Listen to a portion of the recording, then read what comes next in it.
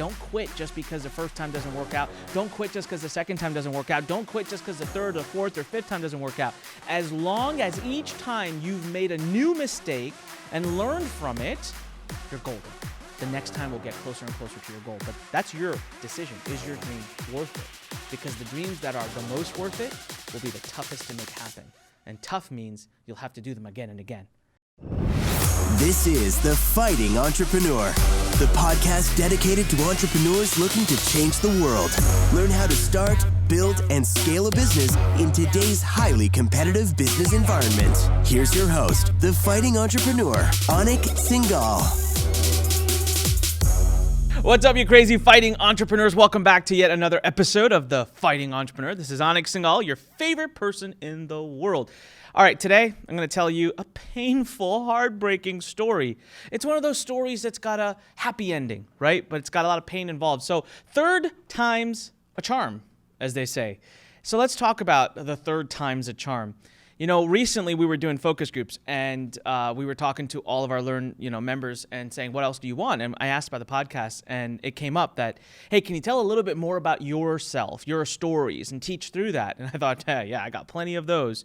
So this moment right now, we just finished up celebrating our 1-year anniversary at our Lurn Nation platform and our Lurn Center. But today I want to talk to you about this platform because we were on one of our team calls. We do these calls once a month with our whole team. Virtually everyone gets on, and here, of course, at the Lurn Center also. And we do an update. We give an update on like where are we, what's going on with the company, what are we looking forward to in the next month. And it was crazy. One of our team members in India, her name is Very, she gets on and she's about to celebrate 10 years with Lurn. I'm like, mind blown. Like, I can't even believe we've been around that long, right? It's actually 15 years we've been around, but she's about to celebrate 10 years. And she comes on and she mentioned something that really got pretty emotional for me, to be honest with you. She brings up about how proud she is to see that Lurn finally did it. And I'm listening to her, I'm like, what is she talking about?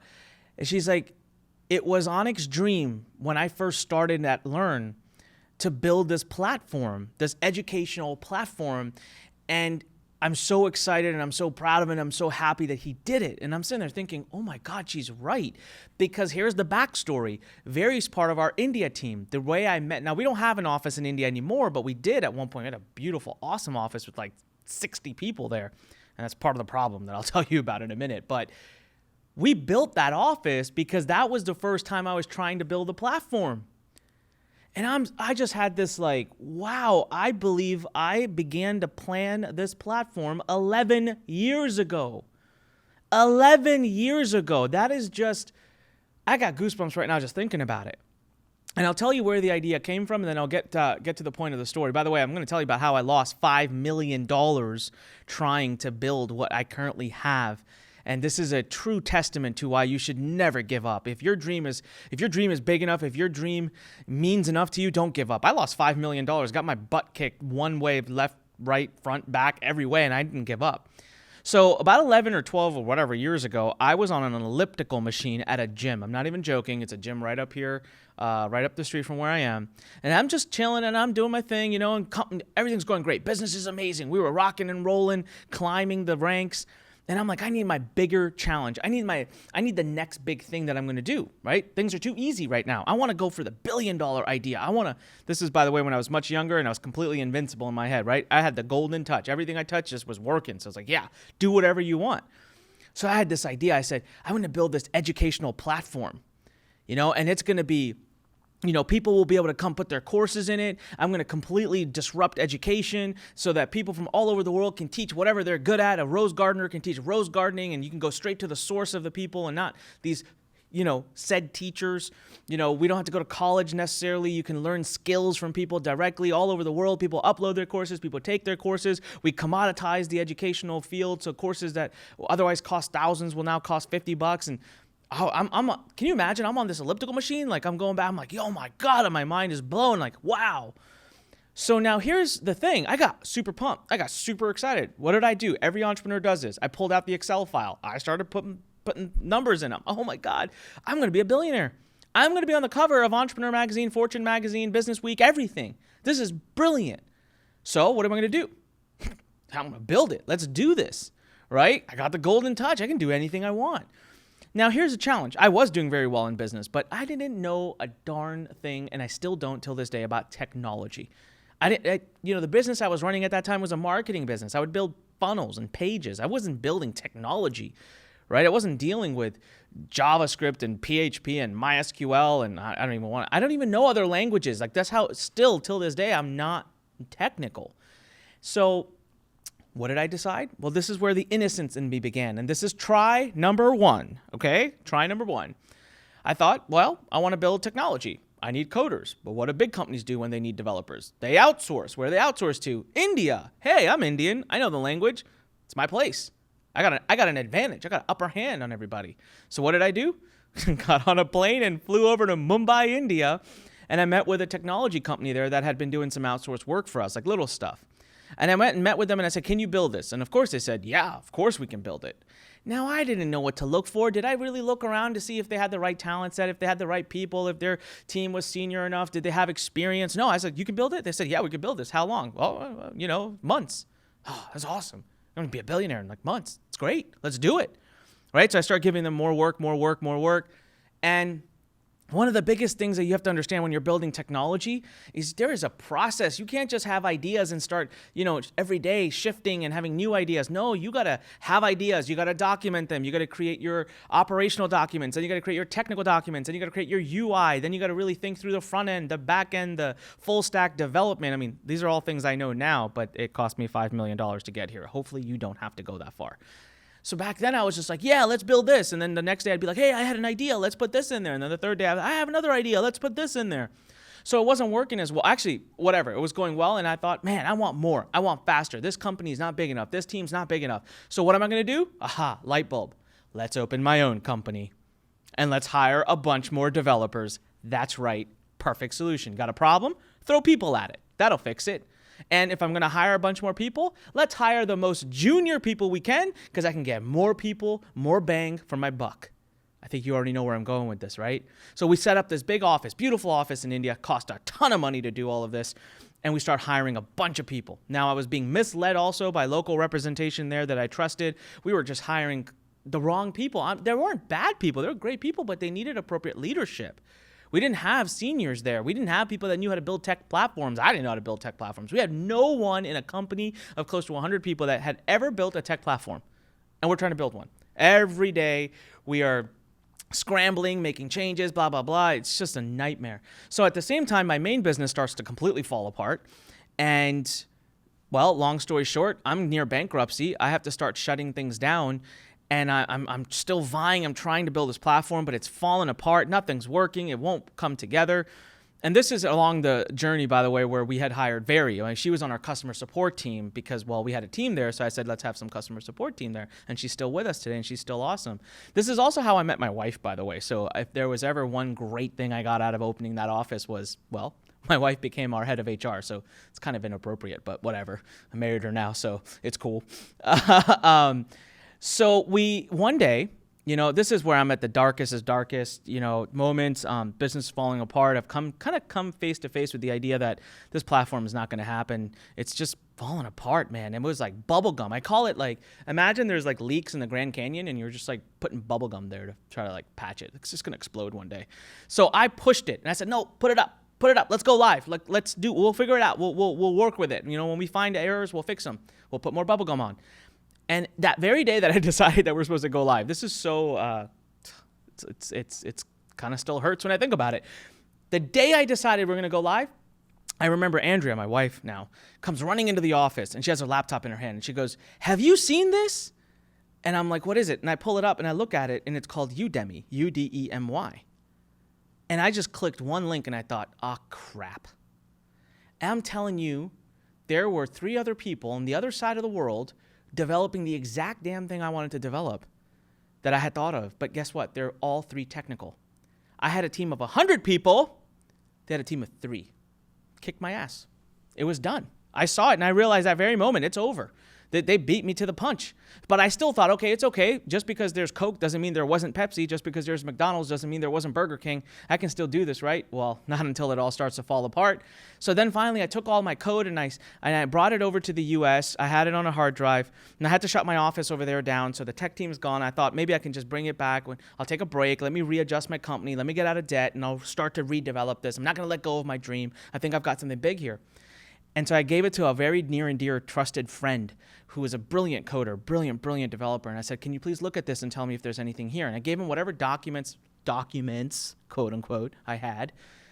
And the guy disappears for like 10 days.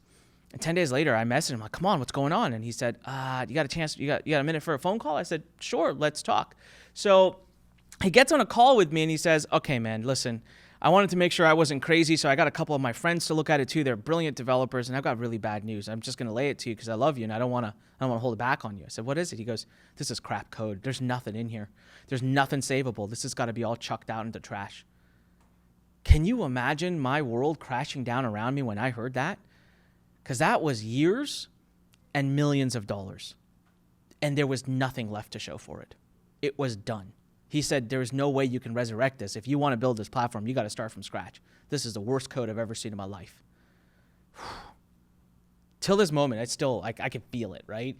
So, okay, I had to let it go. Well, you know what? As an entrepreneur, sometimes when you make mistakes and when things fall apart, the best thing you can do is own up, buck up, and just accept it. And then many of us don't. Many of us let that collapse us. But in my moment, I wasn't going to let that collapse me. I was going to own up, buck up, and I was just going to figure out what to do next. Now, I knew I wasn't ready to start developing it again. I had to readjust. I had to fix the company. I had to get back into a zone, into a mode of making profit. So I backed away from it. And I threw away everything except, I got to be honest with you, that little hard drive of code is still sitting in my parents' basement. I can't get rid of it. I just can't really detach myself from it. One of these days, it'll go into, someone said today, the Lurn Museum, right? It'll be there. Like, this is where it all started, quote unquote. Okay, so lesson 1, first try, millions lost, failed. You would think I wasn't going to do it again. I don't give up. That ain't the fighting entrepreneur way. So I wait a couple years, got ourselves out of debt. The minute we were back and doing well, what did I do? I said, okay, I learned my lesson. I ain't going back to India. I'm not hiring a bunch of outsourced people. I'm going to learn more. I'm going to hire the right people who've built platforms. So I found a company out in South Carolina, Myrtle Beach. That was an outsourced development company. Flew down there, spent time with them, started to develop. Guess what? Within months, fell apart. So what happened now? Why did I waste more multi-six figures in development? And it's gone. It's trash again. What the heck? I thought I adjusted and I realigned. Well, I did. See, I learned a few things from my first mistake. The first thing I learned was you can't build with junior developers only. You got to have experience on the table. Okay, well, my second attempt, I did. I had good experience on the table. The first thing I also learned is you can't blindly build, right? I had to learn a little bit more about development schedules and how that works. And so I did. I learned a little bit more. So by second try, I had kind of rectified that. And the third thing that I had really learned is that you can't just keep blindly pouring money in if it's not returning results. Well, months into the second attempt, I pulled the plug. So instead of spending millions this time, I spent a few $100,000, but I pulled the plug. So, hey, come on, that's a lesson learned. I still made good progress, but now I have to analyze, why didn't it work the second time? Well, now this is where I learned the greatest, biggest lesson in development and technology development that you'll ever learn, and that is that if you want to develop a technical platform, you cannot just start, you can't do this, blah, blah, blah. You can't regurgitate, you can't vomit words onto paper or onto a program or walk away. You can't do that. That's not how the process works. You need to spend 5 times the amount of time planning your tool, planning your technology before you start to even develop. 5 times the amount of time planning it than you do developing it. So the third time around, I understood this. I need to sit down and I need to square away what are my feature sets. How is this going to work? And I need to timestamp that. I need to, bam, that's it. That's done. I'm not going to have what we call 2 words in the development world everyone knows are project creep. Project creep. It's the death of a technical project.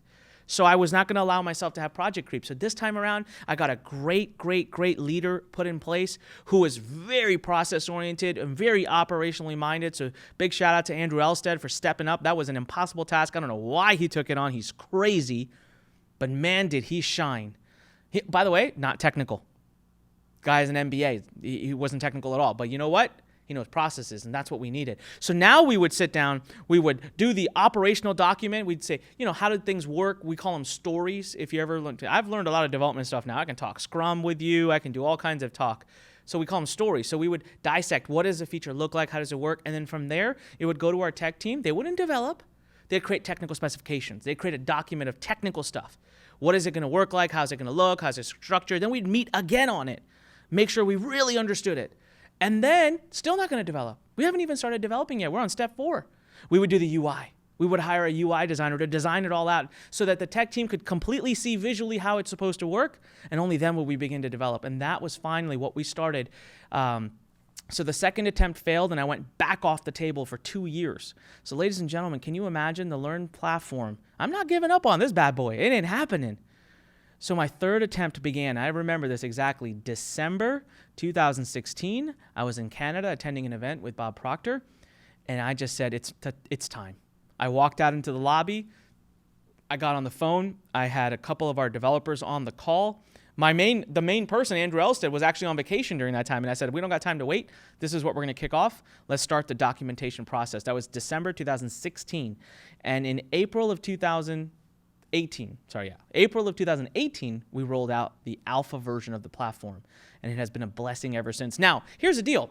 In those 10, 11 years, the idea has since changed. It's not just the next Udemy. It is not an open platform. There are things I want, things I don't, things I've learned that will be good, things that I've learned will not be good. And there's a ton of features that are yet to be developed. By the way, I can tell you right now, we have about 2 years worth of development already outlined for the next 2 years. So the Lurn Nation platform isn't anywhere close to where it's supposed to be. That's why we still call it beta. The whole first year was alpha. Now we're in beta. All right? We'll be in beta for another year. But when we're done, I promise you, I commit to you right now, everyone listening, it is going to be the best damn platform to do what it's supposed to do on the face of the planet because of what I've learned. But hey, listen, third time's a charm. And I'm still learning, and I'm still making mistakes. And I'll tell you what, I still learned something. So if you're building a technical software, what's my third lesson I've learned? I could have cut a year off of my third development attempt. Focus groups. Talk to your end user before you start to develop. Had I done that, there would have been a completely different set of features I would have built that I'm going to start building now that'll take me 6 to 9 months to build. If I had done it right from day one, it would have only taken a few months to build, and by now the platform would already be scaling and growing on its own like crazy. But that's okay. I love the fact that I'm learning and that I won't give up. Third time's a charm. Listen, I just want to tell you this if you're listening right now. If your dream is big enough, if your dream is worth it, it might take a few attempts to get there. Don't quit just because the first time doesn't work out. Don't quit just because the second time doesn't work out. Don't quit just because the third or fourth or fifth time doesn't work out. As long as each time you've made a new mistake and learned from it, you're golden. The next time we'll get closer and closer to your goal. But that's your decision. Is your dream worth it? Because the dreams that are the most worth it will be the toughest to make happen. And tough means you'll have to do them again and again. So that's my story. That's how the Lurn Nation platform came about. It wasn't an easy journey, still isn't an easy journey. It's not going to be an easy journey, but that's how you create greatness, right? That's how you solve problems. What's an entrepreneur do? They find a problem, they solve the problem, and they create value. That's what we're going to do here at Lurn Nation. Thanks so much for listening today. Remember, go to anikpodcast.com for the show notes. Go click subscribe. If you're on YouTube, click subscribe, hit the little bell thingy. Leave me a comment below. Let's talk. Let's have a conversation. I love hearing from you guys. I respond to every single one of them. And as I always say, when life pushes you, stand straight, smile, and push it the heck back. Talk to you on the next episode of The Fighting Entrepreneur. Thanks for listening to The Fighting Entrepreneur with your host, Anik Singal.